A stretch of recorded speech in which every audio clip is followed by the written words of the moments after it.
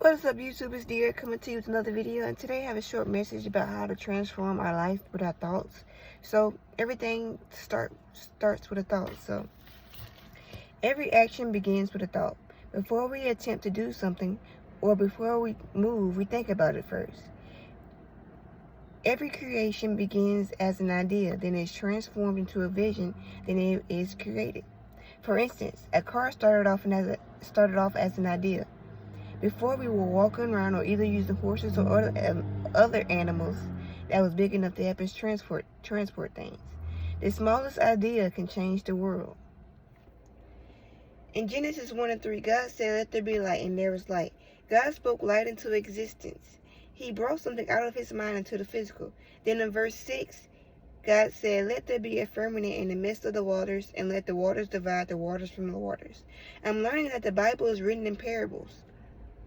And not only does it apply spiritually, but it also applies to nature and the human body. I say this because the Bible holds esoteric knowledge, meaning requiring special knowledge to understand, designed for only a select few. Esoteric Christianity teaches that Christianity is a mystery religion that only small minority of the people ever achieve enlightenment, necessary to crack arcane of the teachings in the Bible and truly know God. So basically, the Bible is just more than stories, but each story is symbolism that holds a deeper meaning. Back to Genesis 1 and 3. God said there was darkness, so he said, "Let there be light." We have to bring the light into the darkness, meaning we have to bring awareness to our thoughts. Sometimes our mind will automatically create negative thoughts, visions, or images in our mind due to the darkness, or should I say pain, hurt, anger, or anything negative from our past. Without awareness or light, you remain in the darkness, creating the same negative situations. Every action begins with a thought. How you speak to yourself creates your reality. For example, they say if you don't love yourself, no one else will. Because how can someone love someone who doesn't love himself? How can you want love if you believe you're not worthy or deserve it? Same goes to praying. How can you pray for God to help you, but you don't believe you are worthy of receiving? Every action begins with a thought. Your emotions are reactions from your thoughts. The way you think about a situation determines how you feel. If you think negative or have angry thoughts, you are going to act angry. If you have happy or peaceful thoughts, you will feel happy and peaceful. We can also have thoughts about being abundant and wealthy, so we can create those feelings within us. If we say it to ourselves over and over again, real wealth and abundance starts from within. Money, cars, clothes, jewelry is just a result of how you feel and believe about yourself. If you have a lack mindset, you will attract lack. If you tell yourself you can't afford something or you can't afford to do something, then it will be hard for you to afford those things. You can also pray and ask God to help you financially. And if you keep telling yourself you're broke, you're repelling the thoughts of God helping you and becoming abundant because you're telling yourself you're broke, so you're going to keep creating that broke mindset. Remember, Jesus said the rich will get richer and the poor will get poorer. Matthew 25 and 29, those use well what they are given, even more will be given, and they will have abundance. But from those who do nothing, even little they have will be taken away. The universe responds to energy. Money is a form of energy. That's why it's called currency. Like current and electricity is defined as it is measured as the net rate of flow of electrical charge through a surface or into a controlled volume. For example, we have net worth. Net worth is the value of all non-financial and financial assets owned by an individual. Also, places that stores energy are known as energy banks. The banks hold our money for us. The universe operates through dynamic exchange. Your mind is dynamically interacting with the mind of the cosmos. Your energy is an expression of cosmic energy. The last thing I just said was quoted from this book, and I'm also quoting something else from this book as well. So I'll let you know when I stop quoting from the book. We exchange money and the life energy we use as a result of the service we provide to the universe. Example, our time at work turns into money. Cutting someone's grass turns into money. Fixing a car turns into money.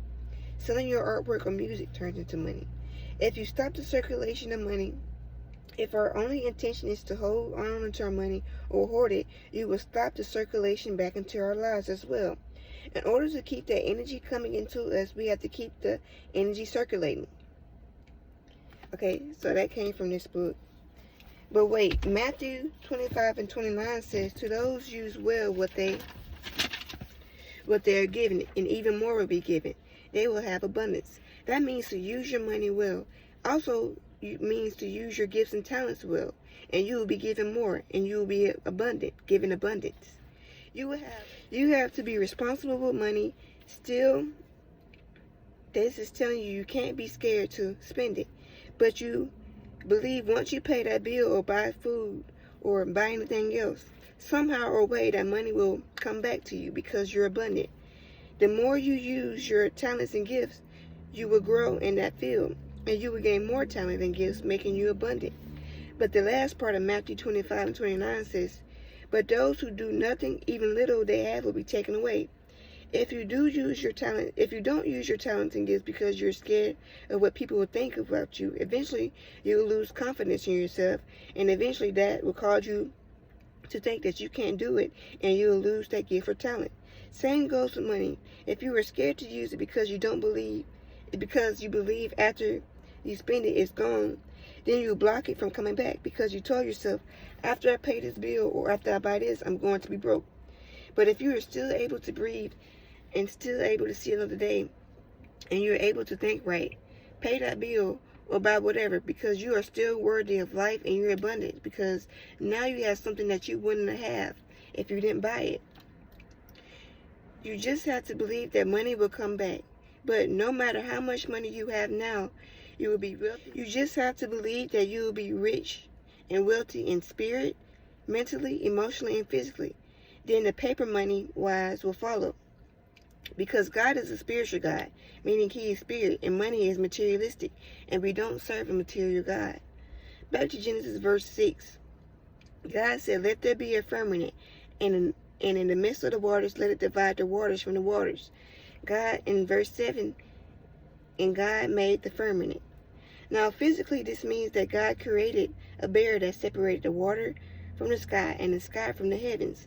Spiritually, God separated the mind, body, and spirit. Spirit represents the heaven, the mind, the sky, and the body, the water. God created the earth with His mind, saying, let there be light.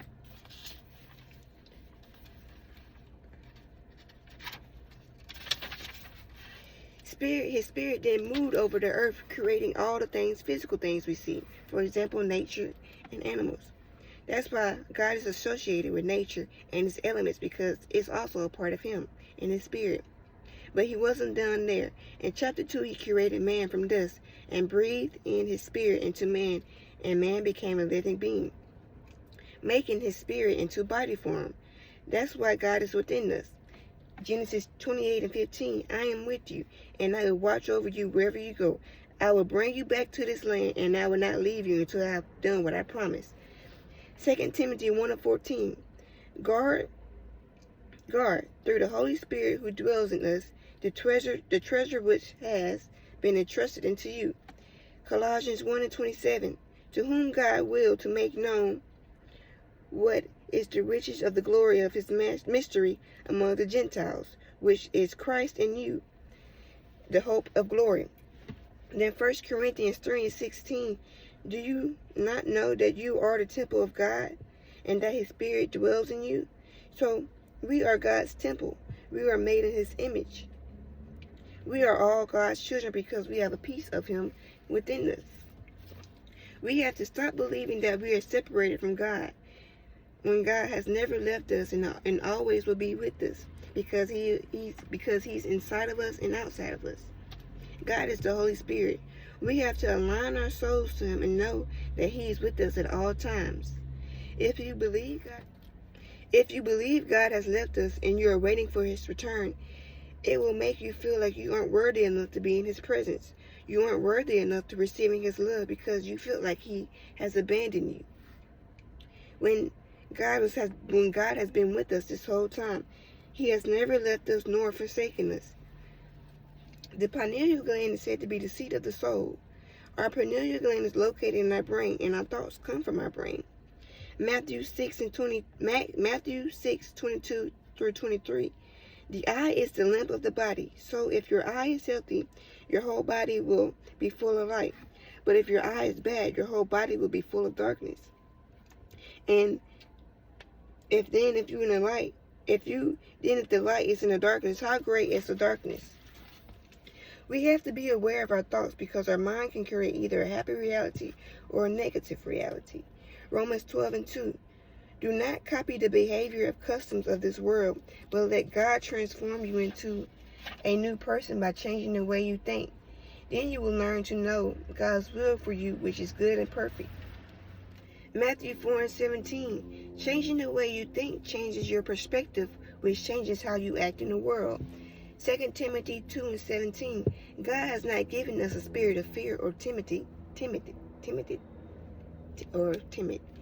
but of power and love and self-discipline. Proverbs 23:7. As someone thinks within himself, so he is. God is all-seeing, meaning he sees everything, even when we can't see him. Our pineal gland is our third eye and is considered to be the most powerful and highest source of eternal energy available to humans. The third eye has always been important into initiating psychic powers. So that's why you see most prophets in the Bible have visions, or they see things that are of the spiritual realm because they use their third eye. And but today it's still a mystery to us. We also can't see it, but if we train ourselves, we can open up to a new sight spiritually. So our pineal gland is our doorway to God. So that's why how most prophets or most people back in the day got their visions. So that's why they say in John 3:34, for whom God has sent speaks the words of God, because sometimes God can speak directly to you through your pineal gland. You might think it's an idea or a vision coming from you, but in reality, sometimes that vision or idea can be coming from God because you prayed for something, you prayed for a change, and every action starts with a thought. So,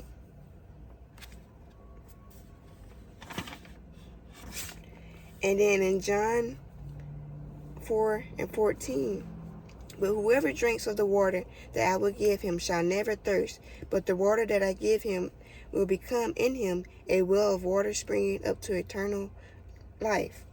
In Acts 15:8, and God who knows the heart testified to them the Holy Spirit, just as he did to us. So with that being said, that if you want to change your reality, you have to change your thoughts. It begins with you. It begins with you and your thoughts. How you think and feel about yourself is going to manifest. If you feel like you're not worthy enough, you're going to create thoughts and situations that make you feel like you're not worthy enough. Your thoughts create your reality. And I've been doing positive affirmations. Every morning when I wake up, I'll say something positive, like I am abundant, I am wealthy, I am prosperous, I'm talented, I am gifted. And the more you tell yourself these, the more you replace the negative mindsets, like I'm broke, you replace that with I'm abundant, I have enough, everything is working in my highest favor. Even when it looks like something's going wrong, you have to tell yourself everything is working in my highest favor. I might not be able to see that yet, but in time, God will reveal everything to me. If you feel like you can't afford something, tell yourself when the time is right, God will make sure he provides the money for me, so I will be able to afford this. And so it begins with you and your thoughts. How you think and feel about yourself is going to manifest. If you feel like you're not worthy enough, you're going to create thoughts and situations that make you feel like you're not worthy enough. Your thoughts create your reality. And I've been doing positive affirmations. Every morning when I wake up, I'll say something positive, like I am abundant, I am wealthy, I am prosperous, I'm talented, I am gifted. And the more you tell yourself these, the more you replace the negative mindsets like I'm broke. You replace that with I'm abundant. I have enough. Everything is working in my highest favor. Even when it looks like something's going wrong, you have to tell yourself everything is working in my highest favor. I might not be able to see that yet, but in time, God will reveal everything to me.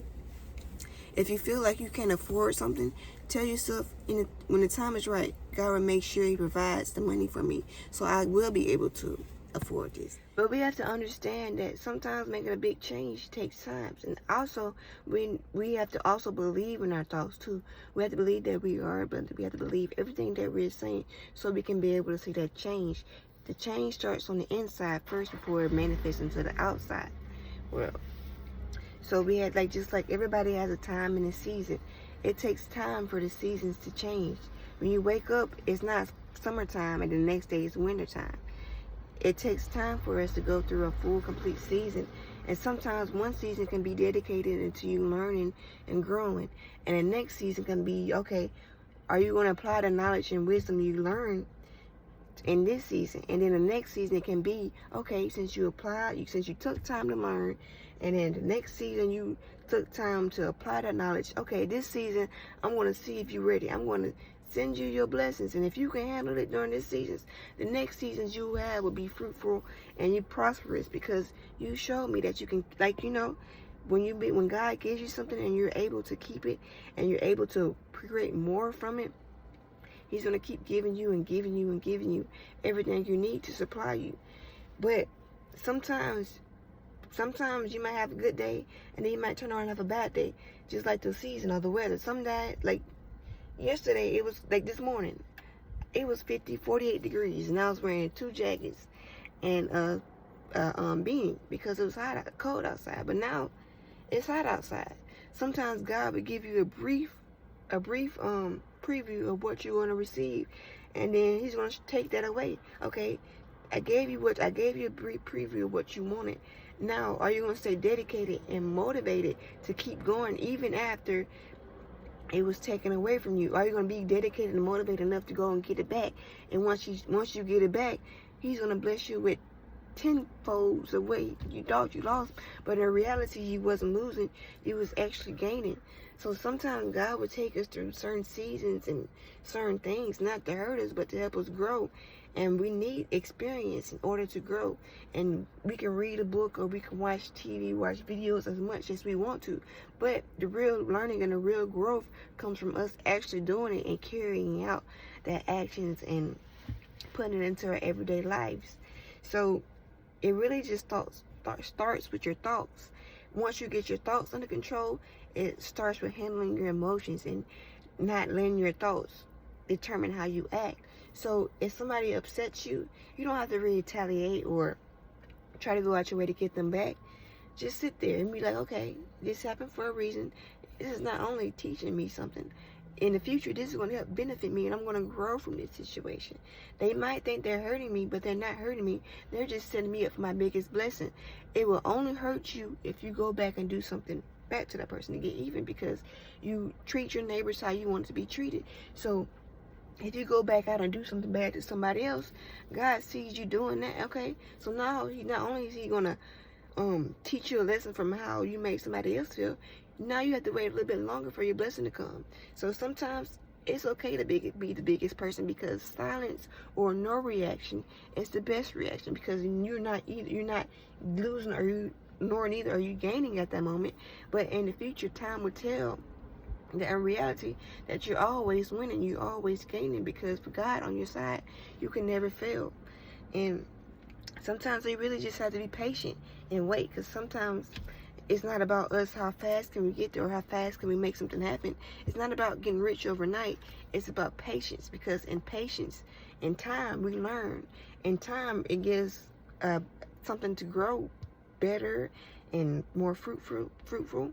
Because if you can rush something all you want to, and if you rush it, you might look back and say, dog, I forgot to do this, I forgot to do that. Or it's leaning this way, it's leaning that way, it's not even here, it's not even there. But when you take your time and really see things through, or see it from a higher perspective, you're able to see everything how it needs to be seen. Sometimes if you react right off somebody doing something to you, you're reacting off their actions. You're reacting off how they feel. But if you sit back and give time and think about it, you'll see like, dang, this is not my problem. This doesn't affect me. This is how that person feels, and this is their problem actually, and they're trying to project this onto me. But if I sit here and not take it personally, this is not hurting me. It only hurts me if I allow it to hurt me, and it only hurts me if I react back negative to it. So everything starts with a thought. Sometimes we just have to sit back and wait for God to show us. Sometimes we just have to sit back and wait for our blessings to come to us, because we don't chase, we attract. If you're constantly running behind something, that means it's running away from you. But if you sit still and let something come to you, it's coming to you. And when the time is right, it's going to get there when it needs to get there, just like a train. You wait for a train to come, but when at a appointed time, the train's going to get there. It might be delayed a little bit, but it's still coming to you. And you're still going to get to your destination. But can you run behind a train? Can you chase a train? The train will be gone. So don't chase your dreams. Let your dreams come to you. Bring your dreams to you. Curate the opportunity for you to make your dreams come to you. And then life will flow so much easier. If you sit here and think about how you're going to make something work out, or how you're going to solve this problem, you're only creating more problems to that problems. But you're supposed to let the solution come to you. When you sit back and let go, everything comes to you. But if you sit back and worry and stress, you're only causing more stress. So if you sit back and you pray for something, let it go. Send that prayer off and let it go, and let God bring it to you. And then boom. But if you sit there and worry about, okay, I prayed for this, but how I'm going to make it happen? Now you're sitting there thinking more about how you're going to make it happen than you actually receiving. And the more your mind pays attention to something, the more it brings it to you. So if you're sitting there worrying about how you're going to make it happen, your life is going to bring you more situations for you to worry about how you're going to make something happen. But if you know that in your heart that something's going to come into fruition, and your mind knows it's coming to fruition, your mind and your reality is going to attract that thing to come to you. You just have to be patient and wait. The same thing goes with changing yourself and changing your mindset and changing the way you act. You have to take it one step at a time. Take life one day at a time. If you worked on something today, but you failed to control your emotions, but you managed to control your thoughts, that's good. That's growth. If one day you controlled your emotions but didn't control your thoughts, that's still growth, because eventually over time, each step leads to a bigger step. So each time you control yourself, each time you control your thoughts, it's just going to lead to everything you need to be. You don't have to worry about, damn, I want to do this. I'm sorry, excuse my language. I want to do this. I want to do that. Just take it one step at a time, and eventually you will grow and grow and grow, and them steps will still lead you to your destination. So thank you for watching. See, look, FedEx just passed by. When you order some package, you don't go to FedEx and pick it up. The FedEx man bring it to you. So for whoever's watching this video, that's a sign that your blessings and your everything you pray for is on the way. So just gotta stay positive, keep praying, and just keep believing, because your blessings, your season, it's around the corner. So